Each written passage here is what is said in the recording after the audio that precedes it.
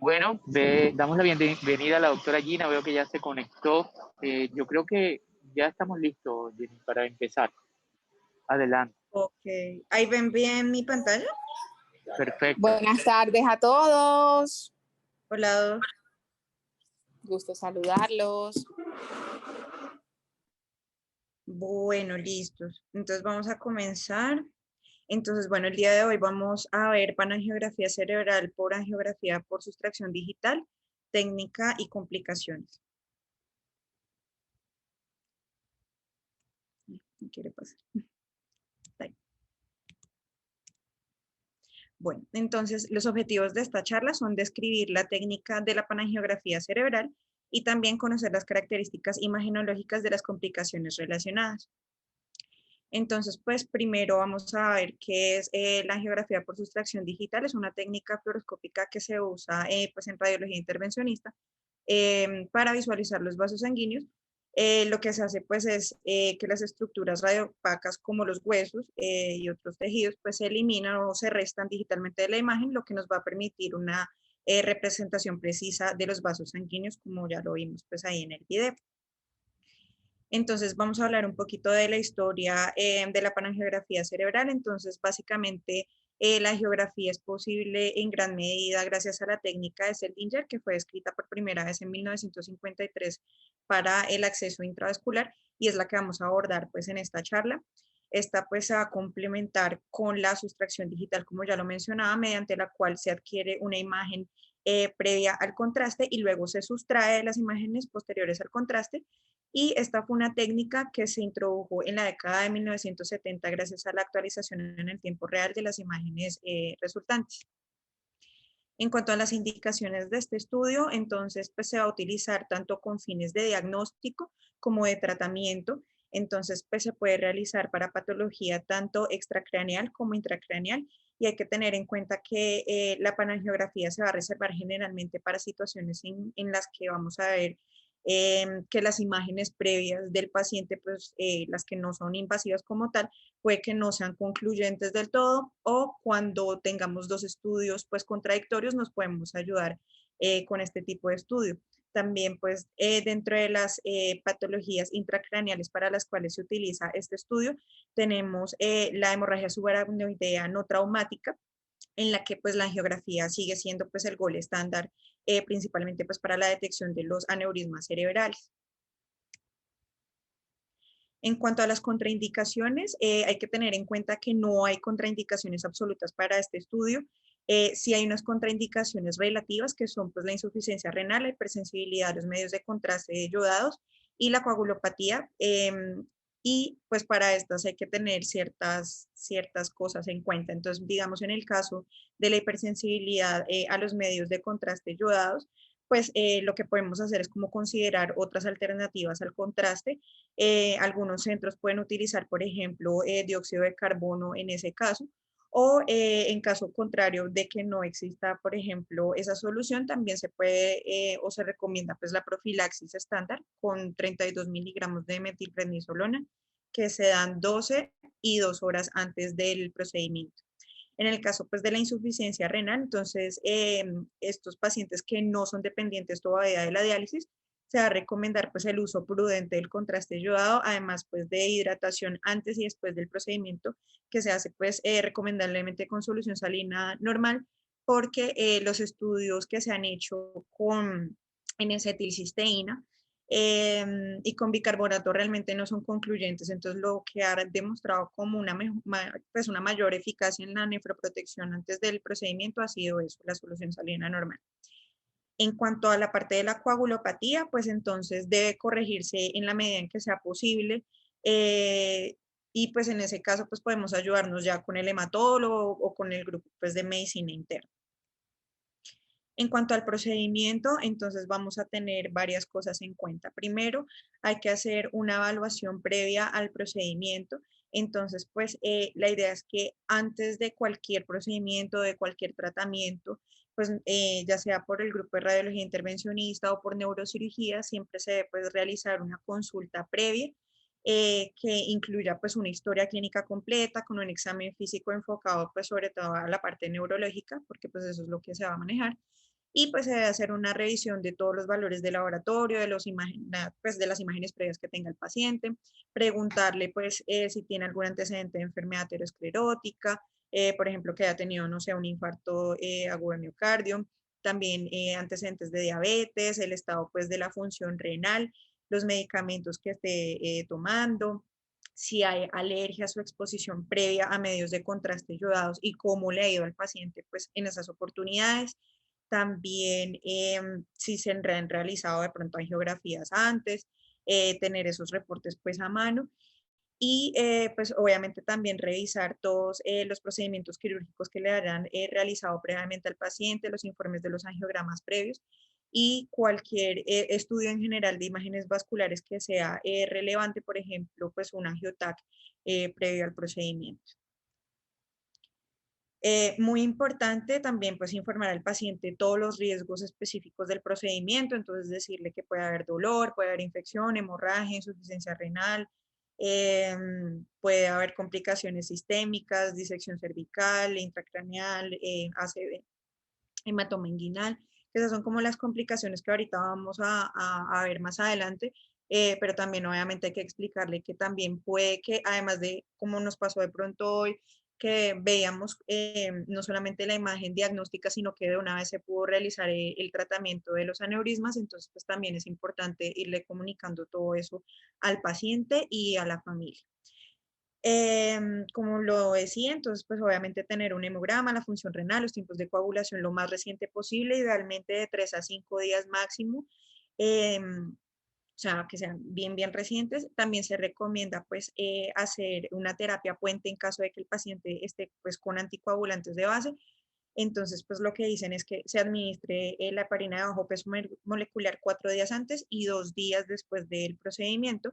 Otros autores dicen que pues, se debe mantener la anticoagulación con la que ya venga el paciente, entonces pues podemos guiarnos ya con el médico tratante, mirar porque pues también puede tener otras comorbilidades que por obvias razones es que está utilizando el anticoagulante, entonces pues eso hay que comentarlo siempre como en equipo. También es importante que los pacientes no deben comer nada 6 horas antes del procedimiento. La dosis de insulina es matutina, se debe reducir a la mitad y se debe realizar y documentar una evaluación neurológica inmediatamente antes del procedimiento, antes de la sedación o de la anestesia. Y el examen neurológico debe incluir todo, pues, o sea, ser lo más completo posible, decir el estado mental del paciente, la orientación, la memoria, el lenguaje, evaluar pares craneales, hacer pruebas de sensación, de motricidad, de marcha, cosa que pues si se va a realizar alguna intervención como tal, como por ejemplo lo de la embolización con los COILS y esto, entonces pues tengamos un estado previo del paciente y podamos comparar después del procedimiento también cómo ha resultado desde el punto de vista neurológico. La sedación y la analgesia con midazolam y fentanilo por vía intravenosa pues va a ser apropiada en la mayoría de las angiografías diagnósticas, ya cuando hay intervenciones ya más complejas, entonces como en el caso por ejemplo de lo de la embolización con COILS, ahí sí puede ser ya necesario obviamente la anestesia general. En cuanto a la posición, pues, los pacientes deben colocarse en decúbito supino con un reposacabezas y los pacientes que, digamos, no pueden cooperar mucho, pues pueden necesitar un vendaje inmovilizador en la cabeza, pues de manera suave para reducir obviamente también el movimiento, el artefacto por movimiento. También es importante para reducir ese artefacto por movimiento advertirle a los pacientes, decirle que durante el procedimiento pueden tener una sensación de calor. Entonces, pues como ya hemos visto en la práctica, cuando se esté inyectando el medio de contraste en cada lado, ya sea el lado derecho, el lado izquierdo, la parte posterior occipital, entonces decirle cómo va a sentir calor en tal sitio. Entonces, eso es bueno para que el paciente no se asuste empezando por ahí y pues obviamente en la medida en que no se asuste, pues no se mueva y pues evitar la deglución al tomar pues imágenes de la vasculatura del cuello porque pues eso también nos da artefacto de movimiento. En cuanto a la sala de angiografía, tenemos 3 características, entonces debe estar equipada con un carro de emergencia y un equipo de monitoreo y se debe monitorizar pues la frecuencia cardíaca, la presión arterial y la oxigenación de la sangre pues de forma continua. Todos los procedimientos deben realizarse bajo estrictas condiciones asépticas, incluida pues la vestimenta, la técnica y la preparación. Y lo que ya hablamos de las condiciones de anestesia y del posicionamiento del paciente que permita pues el acceso vascular adecuado para cada estudio. La unidad de fluoroscopia va con, pues digamos que está constituida de una unidad de narcoensea que se puede girar axial y sagitalmente alrededor de la mesa con una superficie flotante. La distancia pues entre el tubo de rayos X y el intensificador de imágenes se puede ajustar, al igual que la colimación y también varios otros parámetros. Y pues en las unidades dedicadas a la angiografía también hay un segundo digamos que mando de controles también para el angiógrafo. El equipo entonces pues va a contar con unos colimadores, que básicamente es esto que vemos acá. Entonces, obviamente el colimador lo que va a hacer es que va a reducir, como ya lo vamos a ver en la siguiente diapositiva, el campo, digamos, de donde van a salir pues los rayos X. O sea, la idea es que ellos salgan en una dirección para que puedan tomar únicamente la imagen que nosotros necesitamos. En la medida en que nosotros disminuyamos esa radiación dispersa, obviamente, además de que vamos a obtener una mejor imagen aquí en el detector, también vamos a disminuir la dosis de radiación alrededor del paciente y eso también va a disminuir la dosis que nosotros, pues como examinadores, vamos a recibir también, pues indirectamente. Otra cosa es que también pues el fluoroscopio cuenta con otros filtros u otros sistemas dentro del equipo que puede uno pues como cambiar las velocidades para reducir, digamos, qué tantos fotogramas se están tomando por minuto y con eso también se disminuye obviamente la radiación para el paciente. Entonces, pues esto era lo que les hablaba de la colimación. Entonces, pues digamos que si yo tengo todo este plano inicial del paciente, lo que puedo hacer es colimarlo, es decir, recortar solamente, digamos, el área que yo necesito para poder visualizar y hacer mi procedimiento. Entonces, lo que hace es que todo este espacio de aquí y todo este espacio hacia acá se va a recortar y vamos a tener esta imagen que es por donde va a pasar, por ejemplo, el catéter de aquí hacia arriba ascendiendo por la aorta. Entonces, pues es algo que, como ya les mencionaba, tanto nos disminuye la dosis de radiación y nos optimiza el campo de visión donde realmente necesitamos nosotros, pues, trabajar. Este es pues el equipo entonces que nosotros tenemos en neurodinamia. Es un Innova IGS 630 que tiene un sistema de rayos X biplanar que está diseñado pues para procedimientos que son tanto para neurointervención como cardíacos como vasculares y no vasculares. Y tiene un sistema de arco que tiene 3 montajes después del arco en C y tiene unos detectores digitales que son pues de General Electric. Y pues todo esto lo que va a hacer es garantizar pues una calidad de imagen superior con una utilización óptima pues de la dosis de radiación. Digamos que una de las ventajas que tiene particularmente para el grupo de neurointervencionismo este equipo es que pues tiene obviamente las imágenes que permiten fusionar tanto imágenes de resonancia como imágenes que toma el angiógrafo en tercera dimensión y también tiene otras utilidades como es guiar pues los dispositivos para la colocación de coils para los aneurismas, hacer los mapas de ruta, también en 3D en tiempo real para poder guiar el procedimiento y también evaluar pues el impacto de la embolización y del flujo vascular en tiempo real. Entonces la angiografía por sustracción digital pues se va a utilizar para producir las imágenes de los vasos sanguíneos sin que tengamos sombras que interfieran pues por los tejidos que se superponen y esto nos va a proporcionar una visión más clara obviamente de los vasos y nos va a permitir una dosis más baja de utilización pues del medio de contraste. Entonces, ¿cómo funciona la angiografía por sustracción digital? Entonces, lo primero que se hace, esto es un ejemplo con radiografía de rodilla, pero pues es lo mismo en todo el cuerpo. Entonces, pues lo que se hace es tomar una radiografía sin contraste que se pone sobre una película virgen y se expone a la luz, es decir, tomar una radiografía normal. Luego se hace una imagen en negativo de esa imagen anterior, o sea, es como si fuera una imagen inversa o los tonos fueran como inversos a lo que nosotros vemos en la imagen inicial. Si se dan cuenta, acá está blanco, acá el hueso está negro, y lo mismo, digamos, el tejido blando, acá se ve pues en una tonalidad más gris clarita y acá se ve más blanco. Entonces lo que se hace es como invertir los colores como si fuera un negativo. Luego de esa imagen, pues entonces se monta sobre otra imagen en la misma posición, pero que tiene pues ya el medio de contraste. Y pues más abajo se va a colocar otra película virgen y las tres imágenes se van a exponer a la luz. Y pues la imagen final, como vemos, pues se muestra ya solamente pues el vaso contrastado, porque pues se elimina toda la sombra del hueso y de todo lo que hay alrededor. Entonces, pues así es básicamente cómo funciona la sustracción digital. Ahora, pues entonces vamos a ver la técnica como tal de todo el procedimiento en conjunto. Entonces, vamos a seguir unos pasos como para de pronto ser un poco más claros en cómo se hace el procedimiento. Entonces, primero es la esterilización del área. Entonces, pues básicamente nosotros tenemos dos rutas que son como las más utilizadas para poder hacer la incisión e ingresar el catéter. Entonces, digamos que tenemos la ruta femoral, que es la que hemos visto pues más frecuentemente ahorita en la práctica, pero también está la ruta radial y pues eso depende, digamos que de varios factores que tenga el paciente. La que más se usa, como ya hemos visto y ya lo dije, pues es la ruta femoral.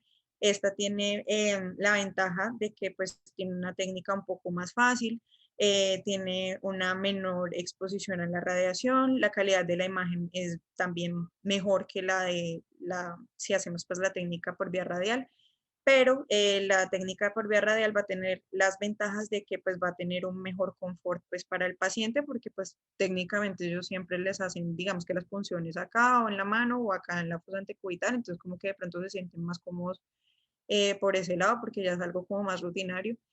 Y también tiene otras ventajas como son el costo, que tiene pues un menor costo en cuanto a los materiales que se utilizan, y también digamos que en cuanto a las complicaciones, sobre todo relacionadas con el sangrado, pues digamos que son menores.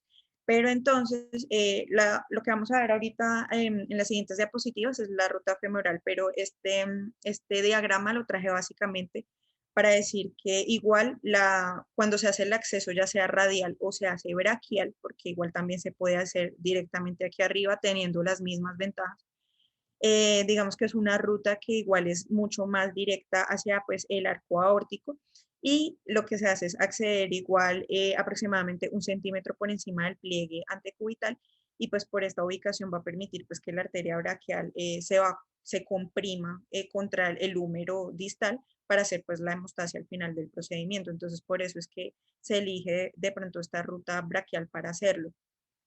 ¿En qué casos vamos a utilizar ese abordaje braquial? Sobre todo cuando tenemos un paciente con una arteria femoral que no podemos palpar, un pulso pues no palpable, digamos que por cosas de la vida no tuviéramos a la mano tampoco un ecógrafo para realizar la exploración ecográfica y podernos guiar, entonces también utilizamos el acceso braquial.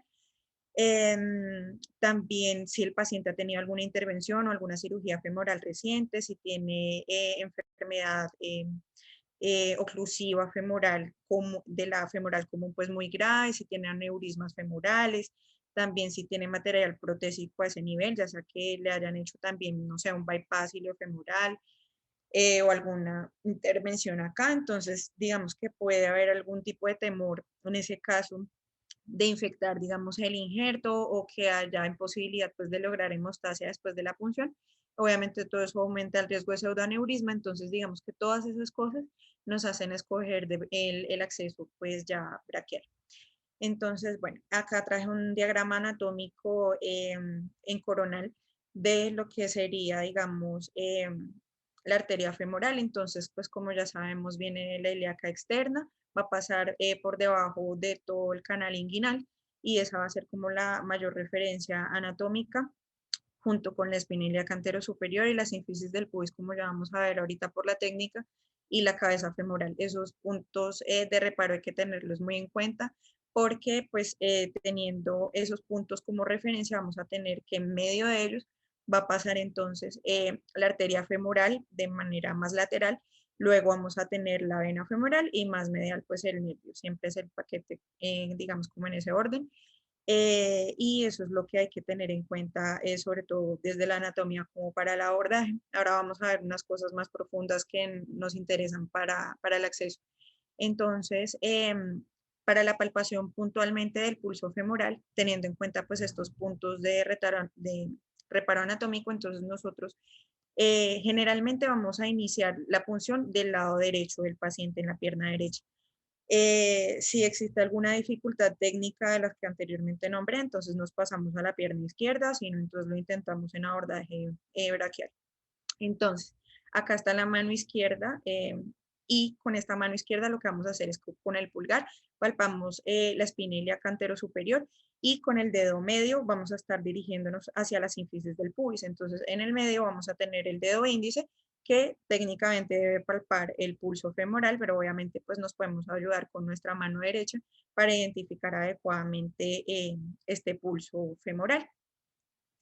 Luego, entonces, voy a combinar un poco las técnicas tanto de la palpación desde el punto de vista anatómico como la identificación por fluoroscopia y la evaluación por guía ecográfica. No es que tengan que ser técnicamente los 3 puntos que voy a decir a continuación que se tengan que seguir así, ¿no? O sea, se puede hacer simplemente por palpación o se puede hacer por fluoroscopia o se puede hacer por ecografía, pero los quería traer de pronto en ese orden para que sea un poco más claro. Entonces, bueno. Por fluoroscopia lo que se hace es colocar en el sitio donde anatómicamente debería estar la arteria femoral en el caso pues de no palparla. Entonces tenemos en cuenta lo mismo, la sínfisis del pubis, la espina ilíaca antero superior, tercio medio de esa distancia debe estar entonces técnicamente la arteria femoral. Entonces lo que se hace es que se coloca una pinza a ese nivel y posterior a colocar la pinza, entonces ya colocamos el detector de imagen en la parte superior para hacer la fluoroscopia.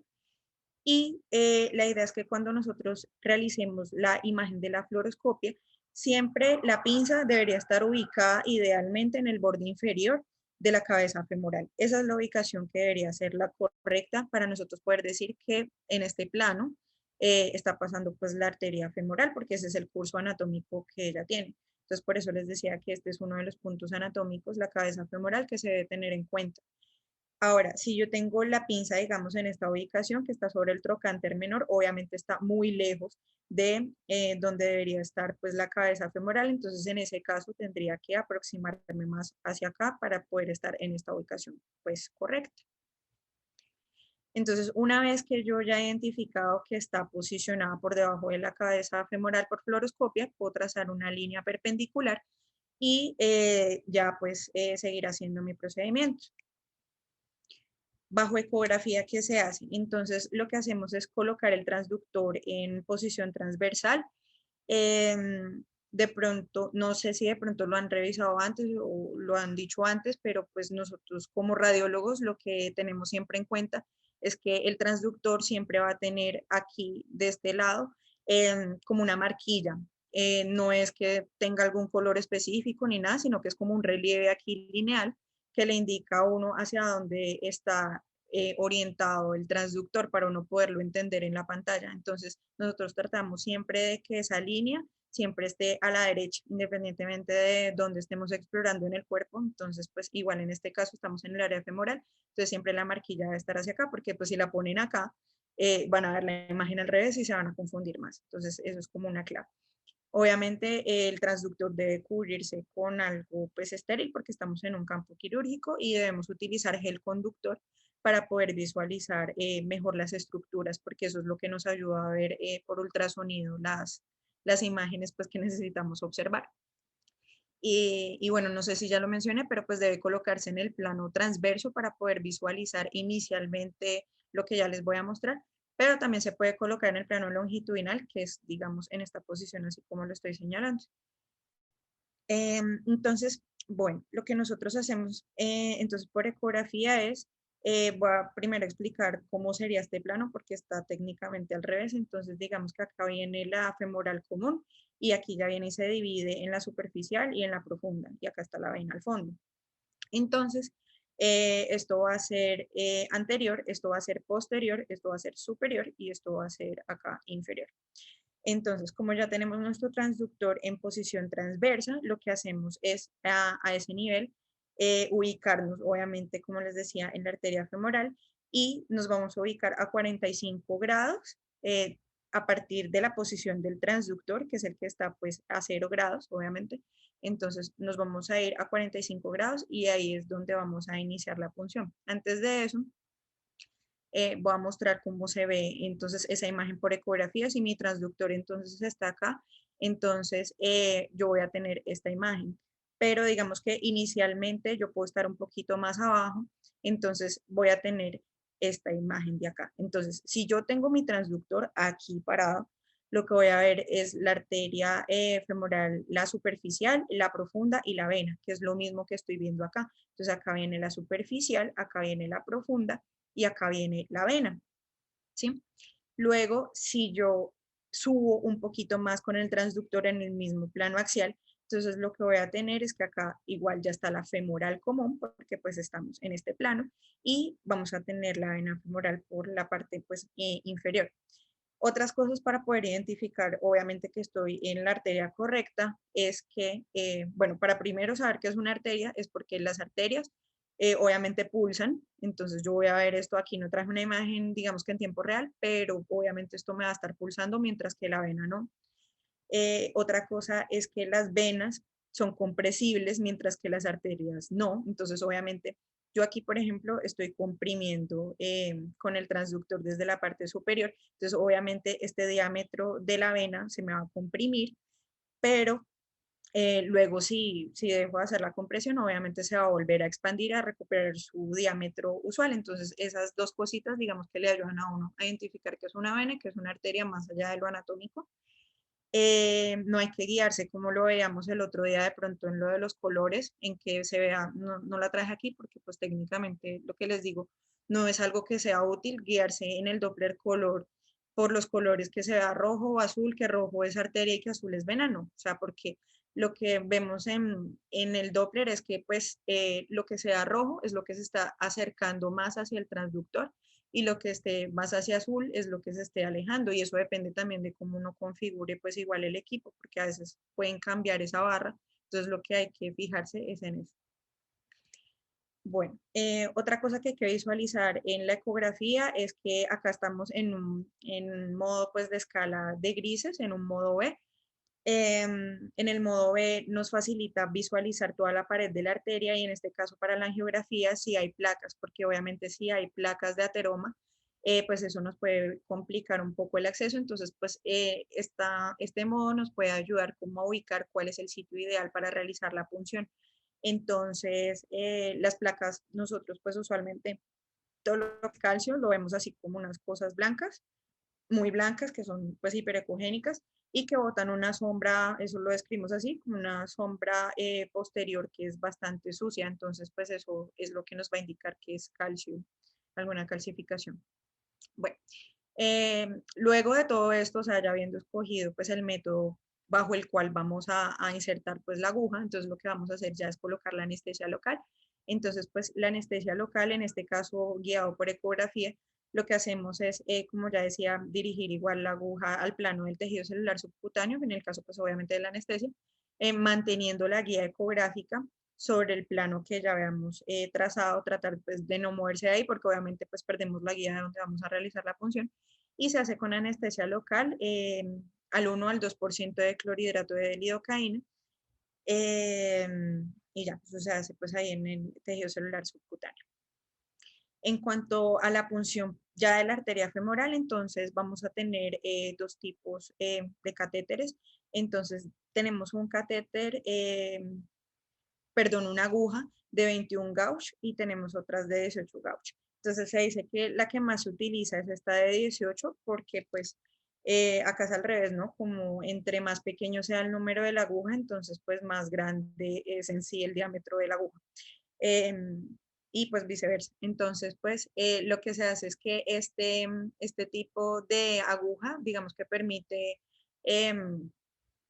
lo mismo que la aguja de 21 gauge técnicamente, pero pues digamos que va a permitir igual pasar más o permitir pues el paso del resto de la guía, el dilatador y todo lo demás como de una manera un poco más efectiva en la medida en que no nos va a generar tantas complicaciones como de pronto la puede generar eso. Eso fue lo que pues entendí en lo que había leído, no sé si es así, pero pues, eso fue lo que entendí. Entonces, bueno. Sí, doctora, bueno, sí, qué pena. Sí, Sí, sí, de acuerdo, bueno, entre menor sea el diámetro de la aguja, o sea, la punción va a ser más fina y vamos a tener menos riesgo de complicación. Por eso es que esas agujas, como tú decías, que es inverso el frenchaje al diámetro de la aguja, una aguja de 21 o 22 va a causar menos daño que una aguja de 14, por ejemplo. ok. Así que tienes razón con esto. Ah, bueno, listo. Bueno, entonces, como ya lo mencionaba, entonces la idea es que igual guiemos por los 3 métodos, cualquiera de los 3 que ya acabo de mencionar, siempre pongamos la aguja pues a 45 grados en dirección a la arteria y ahí es donde vamos a puncionar. Decían también que pues esto aplica sobre todo para pacientes que son delgados, pero en pacientes que ya son tienen un poquito más de panículo adiposo, entonces podríamos reducir más los grados llegando incluso hasta los 30. Bueno. Entonces, bueno, luego que ingresamos pues ya la aguja, entonces pues obviamente ya nos va a salir pues el chorro de la sangre pues del flujo arterial de la arteria femoral y con eso pues ya podemos identificar técnicamente que estamos pues también sobre la arteria, aunque pues eso digamos que es un poco más subjetivo porque igual podríamos estar sobre alguna de las ramas, por eso siempre debemos tratar de mantenernos siempre en el plano inicial donde nosotros realizamos nuestra identificación de la femoral. Luego de esto, entonces vamos a hacer la inserción de la guía. Entonces, bueno, aquí muestro cómo a través de la parte más distal de la aguja se inserta pues ya la guía. Posterior a esto, entonces vamos a hacer el seguimiento de la guía con la fluoroscopia. Entonces acá vemos cómo va avanzando la guía. Vemos cómo, o sea, la guía trata inicialmente, esta es la idea, que ella suba de esta manera, pero veíamos anteriormente cómo se iba hacia abajo, como en un curso que es aberrante, de pronto como buscando otros vasos, entonces debemos devolvernos y tratar de avanzar. También se puede ir un poco hacia externo, que también hacia la arteria pues, circunfleja ilíaca, que también estaría mal porque la idea es que subamos por todo la ilíaca externa y lleguemos pues finalmente a la aorta. Entonces en esos casos lo que debemos de hacer es siempre devolvernos y luego buscar nuevamente pues el curso normal y usual que deberíamos seguir. Acá tenemos otro ejemplo, entonces nuevamente cuando nosotros tenemos el catéter dirigido, en este caso hacia la arteria epigástrica inferior, pues estaría mal. Eso lo confirmamos también con fluoroscopia, entonces pues debemos siempre reposicionar nuevamente nuestra guía para poder hacer el avance de manera correcta. Otra cosa que está mal es que nosotros tengamos la mano puesta obviamente sobre el campo de visión porque obviamente nos va a obstruir ese mismo campo de visión. Entonces debemos retirar nuestra mano de ahí, además pues, de que la irradiamos. Y obviamente seguir siempre el curso de la guía, que como lo decía, debe ir siempre por el borde más inferior de la cabeza femoral y en sentido craneal y siempre hacia la línea media. Otra cosa que se puede hacer, y esto es opcional, es hacer una incisión con bisturí, un poquito como ampliando el sitio donde se colocó la aguja. Eso pues digamos que es opcional previo a la inserción del dilatador, si vemos que está como un poquito forzado, por decirlo así, para poder ingresar con mayor facilidad el dilatador. Entonces digamos que eso sí es opcional. Luego entonces, como les digo, vamos a insertar el dilatador. Entonces acá vemos cómo se está insertando el dilatador de 5 French sobre la guía que ya teníamos colocada. Es muy importante que nosotros, igual mientras hacemos esto, con la otra mano, la mano izquierda, siempre vamos a mantener presionado el área de el área pues de la arteria femoral es súper importante. Luego, entonces, lo que vamos a hacer es que obviamente el dilatador se va a ir hasta el fondo, lo vamos a hacer con fuerza para que este pues se introduzca de una manera adecuada y vamos a dejar obviamente la punta de la guía por fuera. Luego entonces vamos a ir avanzando ya la guía. Entonces, pues acá vemos cómo se va avanzando la guía y cómo se va mostrando esto pues a su vez por la fluoroscopia. Es importante que nosotros no estemos empujando y empujando la guía como se ve aquí, porque eso puede generar microtraumatismos en el vaso, eso nos aumenta obviamente el riesgo de hemorragias. Entonces, cuando sea así, hay que intentar siempre bajar suavemente y volver a intentar subir, pero no como empuje, empuje, empuje, sino como lo que ya les explico. Luego entonces, pues lo que les decía, se vuelve y se observa entonces con la fluoroscopia o se confirma pues entonces que no esté hacia la arteria circunfleja o que se haya ido hacia otro lado, que se haya enrollado, entonces pues eso es importante. Luego de esto entonces ya se hace la inserción del catéter, entonces acá vemos pues cómo se inserta.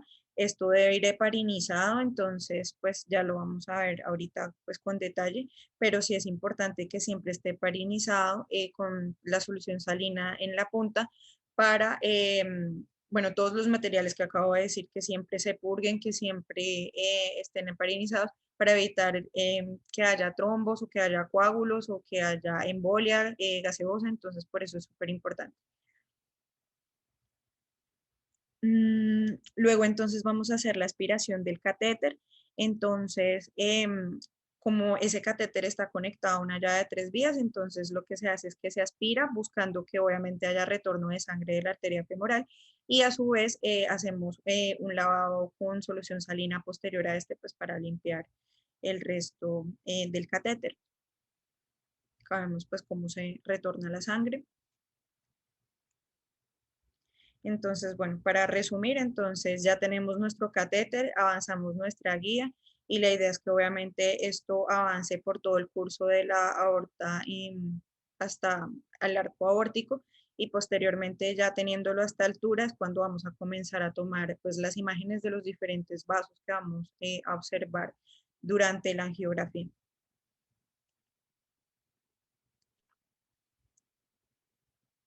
Esto ya lo dije. Entonces, bueno, vamos a tener ya lo que son las proyecciones. Entonces, se puede hacer una imagen inicial de lo que es el arco aórtico cervical, como si fuera una especie de mapeo, según lo que entendí, como para mirar cuál es la anatomía de lo que vamos a iniciar a explorar para ver que no haya de pronto variantes anatómicas acá que nos puedan de pronto dificultar el procedimiento o pues para tenerlas en cuenta de todas maneras para hacer el procedimiento. Entonces, este tipo de proyección del arco aórtico cervical se va a realizar en una posición oblicua anterior izquierda de 35 grados para pues perfilar el origen de los grandes vasos. El paciente entonces lo vamos a colocar en la parte inferior del arco para que tengamos toda la parte superior de la imagen, todo lo que son los grandes vasos. Si se hace con un inyector de contraste, entonces la velocidad de la inyección va a ser a 20 cc por segundo para un total de 40 cc de contraste y la velocidad de los fotogramas de la imagen va a ser de 3 fotogramas por segundo. Ahorita ya les voy a mostrar una tabla donde salen qué tanta velocidad de contraste hay, qué tanta cantidad hay y qué tantos fotogramas se hacen por cada imagen. Luego, entonces, para la arteriografía de la carótida extracraneal, pues no encontré realmente como una imagen donde tuviera todos los planos como en las otras imágenes que les voy a mostrar, pero básicamente, pues para la arteriografía de la carótida extracraneal, pues las proyecciones que van a hacer son la P, la lateral y la oblicua de manera bilateral de 45 grados, que son pues las proyecciones estándar. Y también se va a hacer con 4 a 5 cc por segundo para un total de 7 a 9 milímetros y la velocidad de los fotogramas de la imagen va a ser de 2 a 3 fotogramas por segundo. Y luego vamos a tener ya la angiografía cerebral intracraneal anterior, entonces vamos a tener unas vistas que son en AP y que también se llama la vista de Townes, y la lateral, que son pues las proyecciones estándar. Y pues lo que se hace o lo que se tiene como referencia son los huesos petrosos y también pues el nivel de las órbitas en la parte media e inferior o como con un curso medio a inferior para poder tener la guía para poder obtener estas imágenes. Entonces también se hacen igual a 45 grados oblicuas y esas son como las posiciones pues estándar. Luego tenemos pues para la evaluación ya otra proyección, que es esta proyección de Stenberg, que es para la bifurcación sobre todo de la arteria cerebral media. Esa nos puede pues ayudar a ver un poco mejor la anatomía de esta parte, entonces digamos que es otra proyección adicional que se puede utilizar. Y para las vertebrales, entonces también igual se utilizan proyecciones AP y las proyecciones laterales, pero ya son centradas en la parte más caudal o de la circulación obviamente posterior, entonces se hace con una angulación más caudal. Y obviamente pues eso nos va a permitir ver muchísimo mejor la anatomía de esa parte posterior. Ahora, todas esas proyecciones idealmente deben incluir 3 fases, la arterial, la capilar y la venosa. Y decía que también pues era ideal realizar una evaluación neurológica posterior a cada inyección de cada parte donde estemos colocando el contraste. Entonces, si yo estoy evaluando la carótida interna del lado derecho, entonces luego de la inyección del contraste debería hacer una mini evaluación neurológica para mirar cómo está el paciente. Esta es la tabla que les decía que nos muestra en cada posición cuánto de contraste se inyecta aproximadamente y qué tantos fotogramas pues se toman por cada vista. Y esta es otra tabla que les traje también para mirar según el nivel que se esté evaluando qué catéteres son los ideales y cuáles son los ejemplos de algunas referencias de estos catéteres y también algunas de las guías que se pueden utilizar asimismo para la intervención de estas estructuras y algunos ejemplos. Entonces, las que más hemos visto que utilizan es el Simmons, pero ya vamos a ver que hay como indicaciones como para cada uno, entonces pues ya lo vamos a abordar en esta diapositiva. Entonces la idea es que estos son como algunos de las catéteres pues más utilizados. Entonces tenemos aquí primero el catéter vertebral, que son, si vemos que tienen como una angulación en su parte más superior, sobre todo pues el más utilizado pues es el de 5 French. También está este otro catéter, que es un catéter coronario derecho de Hodgkin, que son para pacientes, sobre todo ancianos, que tienen obviamente una anatomía más tortuosa. Este es el Simmons, que también se utiliza sobre todo para vasos tortuosos. Y el catéter Headhunter de Mani, que también se utiliza pues, para vasos tortuosos. Otra cosa que hay que tener en cuenta en este examen es evitar la embolia gaseosa. Entonces, pues para evitar esa embolia gaseosa, debemos primero siempre verificar pues que no existan burbujas de aire cuando vamos a inyectar el contraste, evitar pues que el catéter quede sobre la pared lateral de la arteria cuando se retira la guía. Y para eso pues también pueden ser útiles unos filtros de línea o sistemas cerrados. Acá vemos cómo hay embolia gaseosa a nivel de la arteria vertebral del lado izquierdo. Entonces lo vemos técnicamente como unos vacíos de contraste endoluminal en forma de burbujas, entonces eso es lo que nos indica que hay embolia gaseosa. Perdón. Luego, otras de las cosas en cuanto a complicaciones que podemos tener en el momento del procedimiento es que haya vasoespasmo, disección o trombosis. ¿Cómo lo vamos a sospechar? Porque digamos que cuando estamos inyectando el contraste, haya un lavado bastante retardado o esté limitado el lavado después de la inyección del contraste. Entonces, en ese momento nos ponemos alerta sobre estas complicaciones y también sobre embolia distal. Entonces, pues en la mayoría de los casos el vasoespasmo va a ser autolimitado, entonces no va a haber ninguna consecuencia en general una vez que retiremos el catéter. Entonces, eso es una de las primeras cosas que hay que hacer si hay vasoespasmo. Si hay vasoespasmo prolongado, Entonces también en ese caso de pronto se necesite ya administrar de manera intraarterial nitroglicerina y eso se hace en dosis de 100 microgramos hasta que se resuelva el vasoespasmo. Si hay una disección, pues el tratamiento, digamos que va a estar, digamos que influenciado por el grado de limitación del flujo, entonces de la parte ya contralateral o de la irrigación colateral que haya pues en el sitio donde se esté generando esa disección. Entonces, eso también va a depender obviamente de los síntomas del paciente, etcétera, pero eso tiende a resolver con el tiempo. Entonces, por ejemplo, acá tenemos un paciente que tiene una disección a este nivel. Lo vemos porque obviamente disminuye notablemente el calibre, digamos, de la arteria en relación a lo que nosotros vemos con el contraste en la parte, digamos que más distal. Entonces, eso es una clave. Y obviamente si realizamos proyecciones complementarias, digamos que lo podemos verificar o comprobar. Este paciente, un mes después, volvió y se le hizo la angiografía para verificar que ya hubiera resuelto esto, no se le hizo ningún manejo en general y pues resolvió solito. Entonces, esto que se ve aquí es un artefacto por un dispositivo que se le puso externo, pero no hay que confundirlo tampoco con otras cosas. Y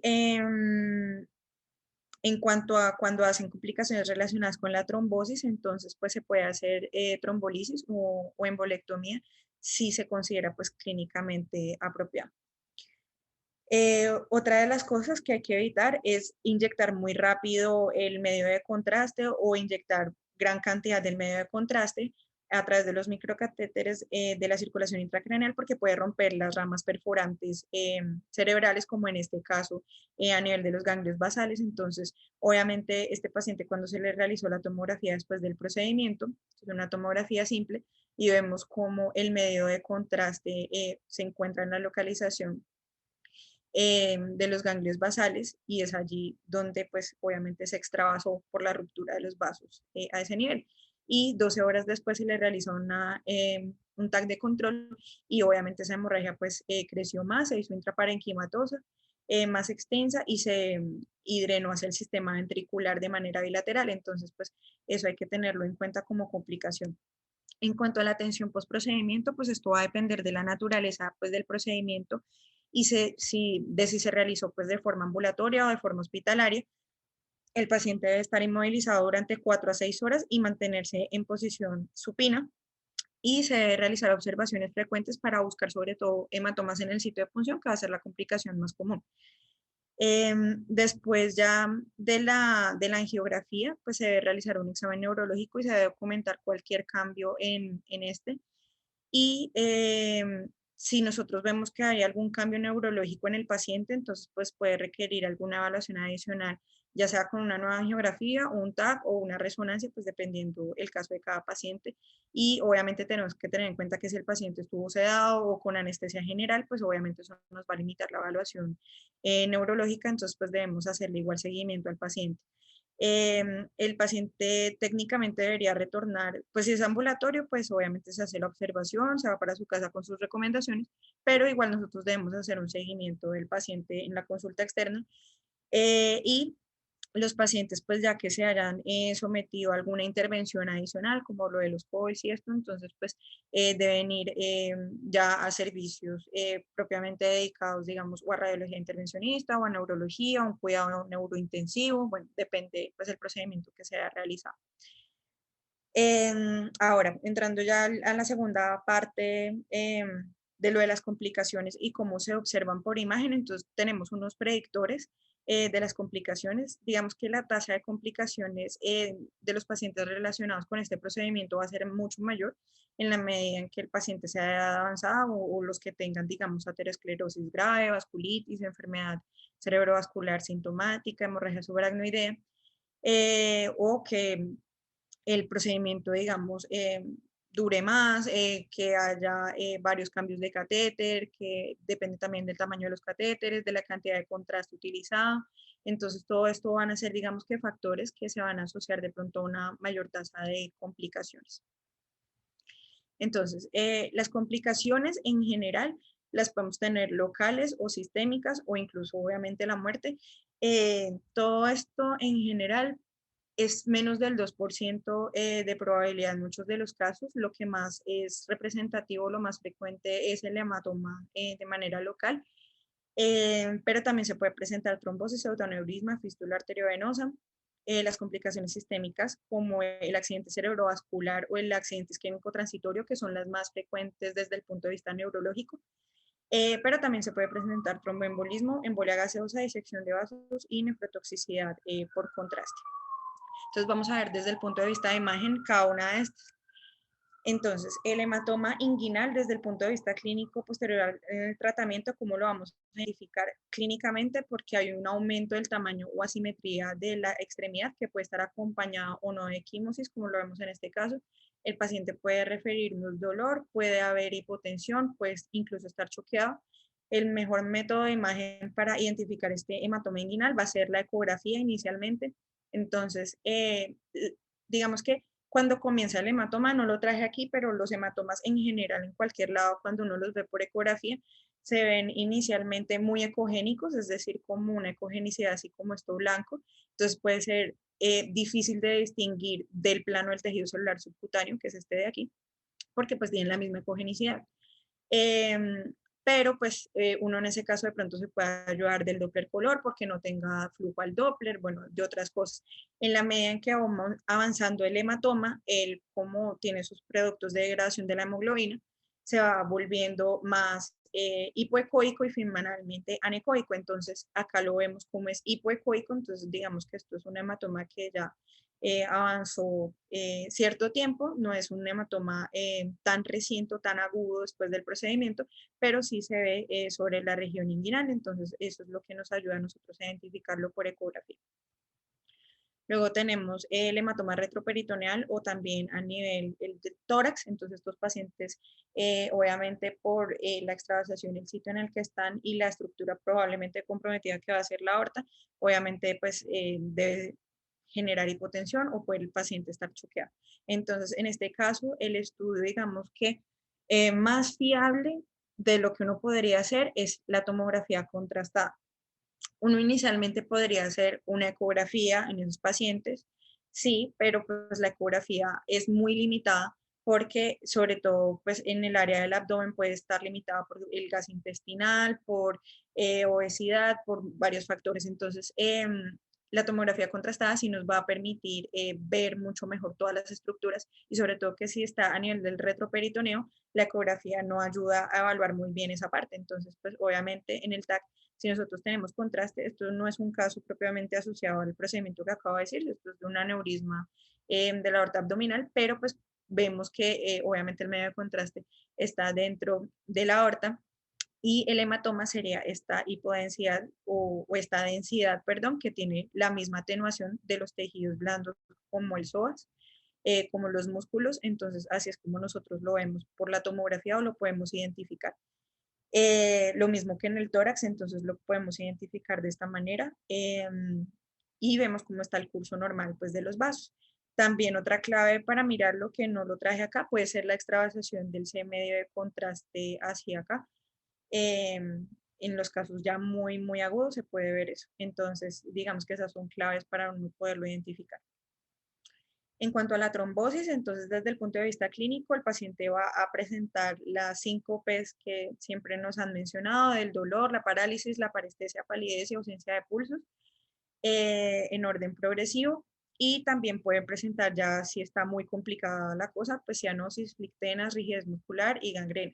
Para esta identificación de la trombosis, el estudio ideal inicial de imagen es el ecodoppler.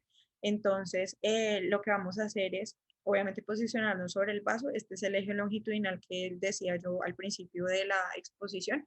Entonces, lo que hacemos es ver el vaso en longitudinal. Inicialmente se visualiza en escala de grises. Entonces, en la escala de grises, lo que nosotros vemos, omitamos esta parte de aquí, es que el vaso está ocupado por algún material que no permite la visualización adecuada pues, del vaso, así como de pronto se ve aquí en la vena, sino que se ve ocupado por alguna cosa.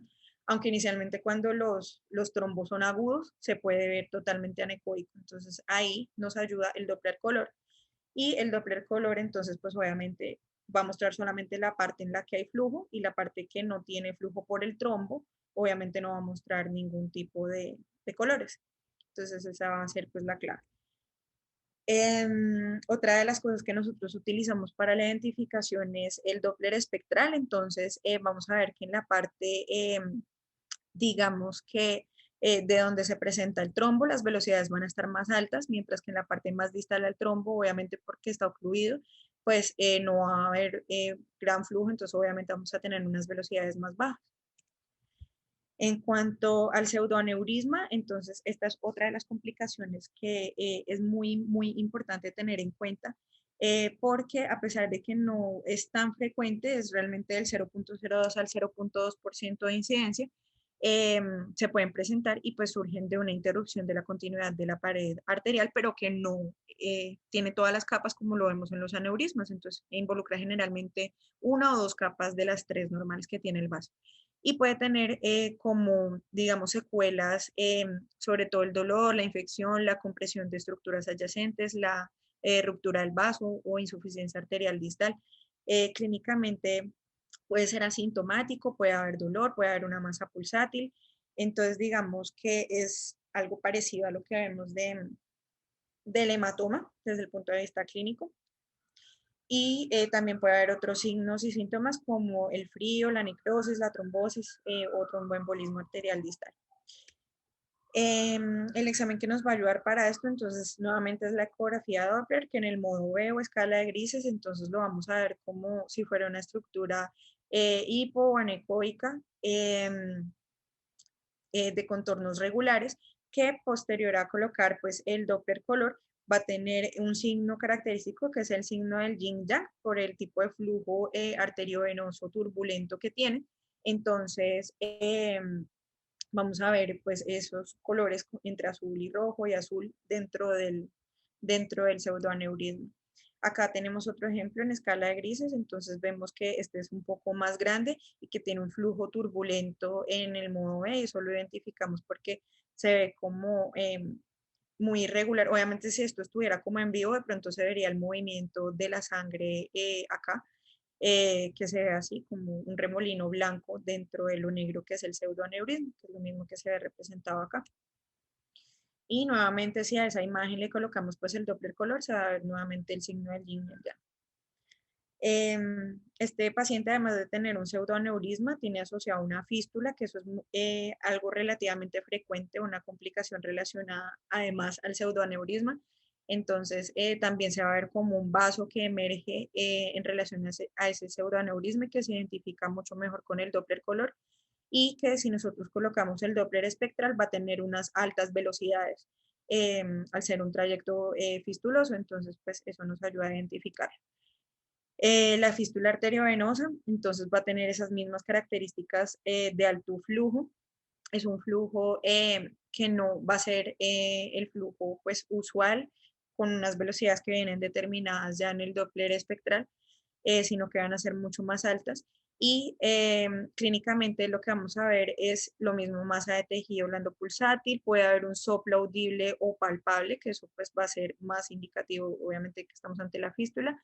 Puede haber dilatación venosa, linfedema en fístulas crónicas, puede haber desde el punto de vista ya sistémico aumento marcado del retorno venoso y también puede haber algo de fenómeno de robo, entonces eso va a provocar una isquemia del tejido distal, entonces por eso es importante pues identificarlo.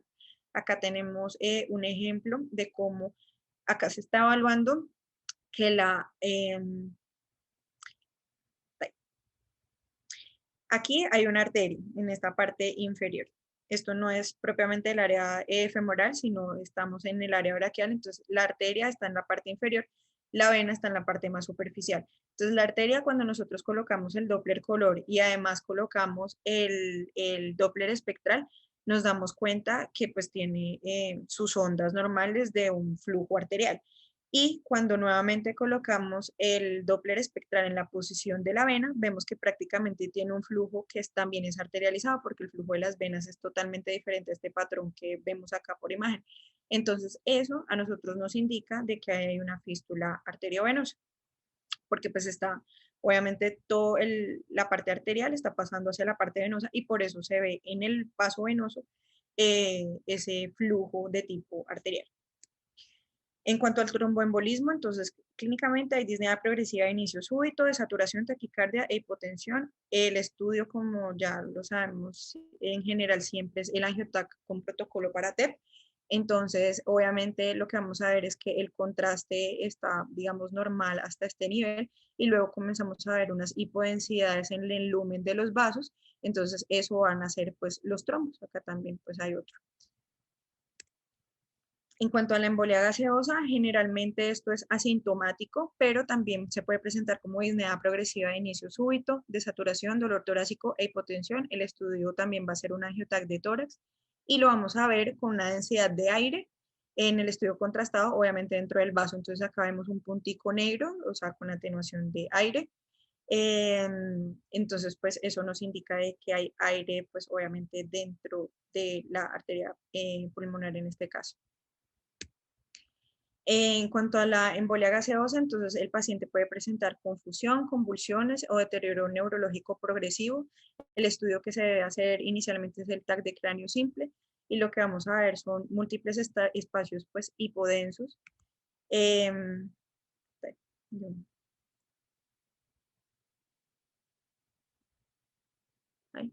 ¿Cómo es? Ya. Entonces, lo que vamos a ver es que se observa hipodensidades muy marcadas dentro de todo el territorio del parénquima cerebral. No, o sea, no es que sea neumoencéfalo, sino que pues está relacionado a esos émbolos gaseosos dentro del parénquima cerebral. En cuanto a la disección, pues clínicamente se presenta por dolor, parálisis oculosimpática o síntomas isquémicos de ACV o de AIT. Y también puede haber parálisis de pares craneales o acúfenos. El estudio ideal es en angiotac porque nos permite ver cuál es el lumen pues, de la disección, tanto ya sea de vasos aórticos o abdominales o también de vasos carotídeos. Es el estudio que nos permite caracterizar con mayor fiabilidad desde el punto de vista no invasivo esta complicación. En cuanto a la nefrotoxicidad, entonces esta la definimos porque haya un aumento absoluto mayor a 0.5 miligramos o relativo mayor a 25% de la creatinina sérica comparado con el estudio basal del paciente, que ocurra dentro de las 24 a 48 horas después de la exposición a un medio de contraste en ausencia de otra causa de lesión renal aguda. Y pues la prevención es la que ya les he explicado con la solución salina. Generalmente lo que se hace es pasarla 12 horas antes del procedimiento y posterior a este para poder evitar este tipo de complicación. Entonces, bueno, ya para concluir, entonces vamos a mencionar algunos puntos clave. Entonces, primero que la comprensión de la anatomía y la enfermedad neurológica, la técnica cuidadosa del catéter y el cuidado del paciente nos van a garantizar unos resultados más seguros. El hematoma es la complicación más frecuente y la hemostasia va a ser fundamental para evitarla. Conocer los estudios ideales para el diagnóstico de las complicaciones ayuda a tratar a los pacientes de forma más eficaz. No sé si tienen alguna duda, alguna pregunta. Bueno, doctora, muy buena presentación. ¿De dónde sacaste la técnica, Jennifer? Vi un videito, vi también un libro que se llama Angiografía Aplicada. Y vi otro libro, pero en este momento no